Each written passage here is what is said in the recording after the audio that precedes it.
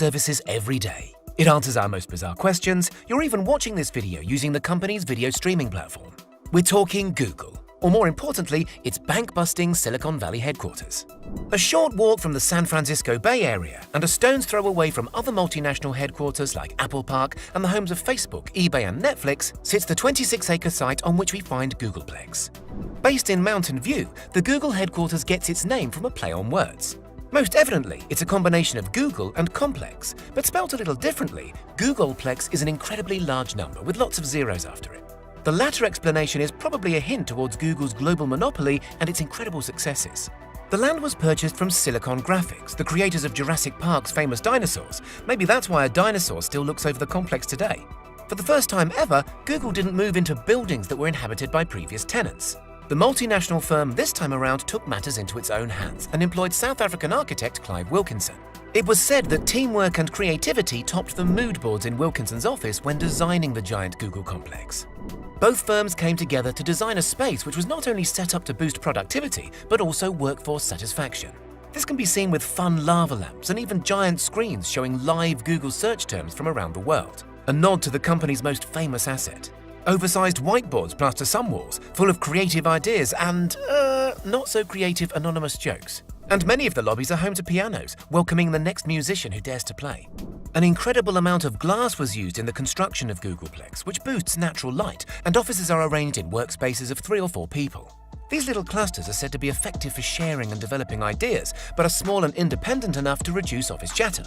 It seems that Google has perfectly balanced the best of both worlds. Insider photos show workstations decorated with various Google and Android paraphernalia, and from what we've seen, they seem to house some serious productivity.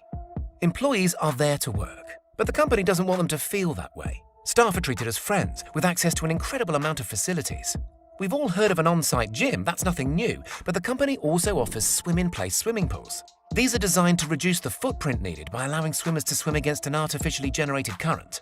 Various ping pong, billiards and foosball tables are dotted throughout the campus, with spaces to kick back and enjoy some video gaming too.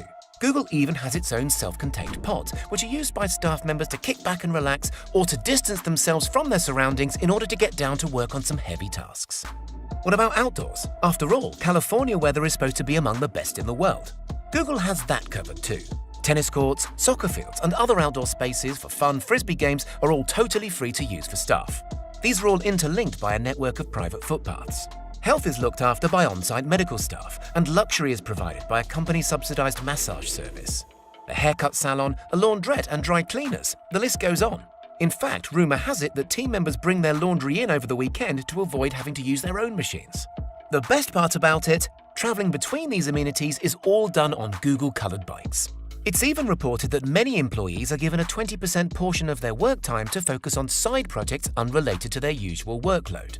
Promoting and inspiring creativity pays off. Google says that's how many of its labs projects were dreamt up. Self-sufficiency was key to the Googleplex. Although not fully, some of the complex's energy requirements are met by on-site solar panels, which were carefully placed across the building's roofs. Some of the fruit, vegetables and herbs eaten in the company's cafeterias are even grown in one of the park's 2 gardens, which themselves are accredited by an educational society whose aim is to teach people about the benefits of horticulture. Many scientists and psychologists have commented on the benefits of getting outdoors for our mental health. And as you'd expect, tech giant Google recognizes these benefits, with mindfulness spaces strategically placed around the complex, utilizing spaces like the food gardens. Oh, and one last perk, food. Are you sitting down? Because this isn't for the faint-hearted. Google provides its staff with food, and a lot of it, entirely for free. Workers can enjoy breakfast, lunch and dinner at the site's various cafes free of charge, including at Charlie's Place, the main cafeteria which was named after Google's first lead chef, Charlie Ayres. Nowadays, the restaurants focus on food that is fresh, organic and healthy. Those Buddha bowls or that smashed avocado on toast that you see on Instagram, these are the sorts of meals being dreamt up by head chefs, which include a fusion of the world's foods. We imagine a wide variety of dietary requirements are considered when planning the menus at the Googleplex. But Google employs real people. They're not all robots. And these real humans get hungry between meals just like you and I. The solution? Every single workspace is within walking distance of an entire snack room, which is stocked with treats like granola, candy, and hot and cold drinks. The novelty of consistently eating out may have worn off for many of the company's more seasoned members of staff, but kitchenettes are always nearby with essential amenities like microwaves, kettles, and fridges. An unwritten saying among the company's workforce is the Google 15, which refers to the 15 pounds of weight that new starters often gain with all this free food.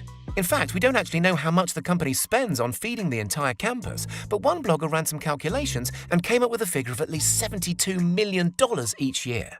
Travelling to and from the expansive site, employees are likely to catch a Wi-Fi-enabled diesel-powered bus. Other members may take to the roads in their own cars, after which they will find one of 2,000 parking spaces underground. Or maybe the staff want to plug their electric cars into the power points supplied under a solar panel-topped carport. Any visitors to the site will be quick to notice the fun aspects that Google injected here and there. An army of Android statues populate the main outdoor area, a Kit Kat and a gingerbread man to name just two. Of course, the green Android character features, as well as various spin-offs such as the metal Android statue popping out of the Android building's upper floor. What did all this cost? This site alone cost the firm around $1 billion, and that was in the same year as the $2.4 billion acquisition of the New York Chelsea market. Let's not forget the astonishing amount of money likely spent on food and other maintenance work, and this works out to be one of the world's most expensive headquarters. What do you think of the